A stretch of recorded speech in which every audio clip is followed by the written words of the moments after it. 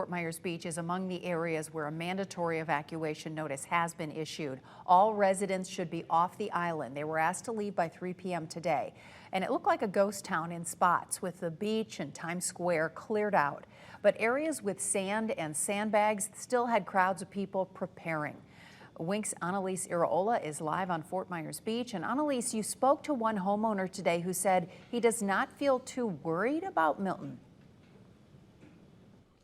Lois, Chris, yes, I did speak to a homeowner who told me that earlier today. It really depends on where your home is at, if it's elevated, how much surge you got during Helene. But other people I spoke to said they were concerned about stuff like this, piles of debris still lining the streets. Other people say they're preparing, loading sand into bags, and some said there's no point. I spoke with Ramona Kaiser, wife of Frank Kaiser, and their home got 2.5 feet of storm surge during Helene, and now they say they're done dealing with these storms.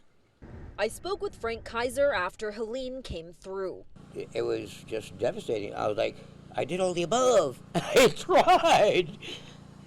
But outcome, yeah, it's terrible, but hey. Monday, he was busy ripping out drywall, preparing for yet another storm. But his wife Ramona spoke for both of them. Same old, same old. It's getting pretty hard. I mean, I don't know what to do anymore.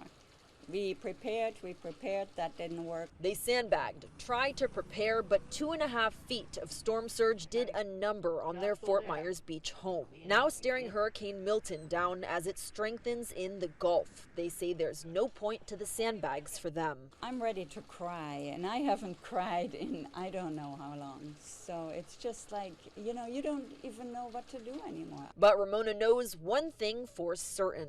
She's heeding the evacuation order. So this time, the very first time in the 30 years that I lived here, I will actually leave the island to stay with some friends inland. And I just wished it was over already, no matter what it does, so we can come back and do something. And hey, if anybody wants to buy a waterfront home, it's for sale. She plans to leave the island tonight. As for Frank, he's still undecided. But she knows, they both know, they can't keep living like this. It just feels like you can't go forward with your life.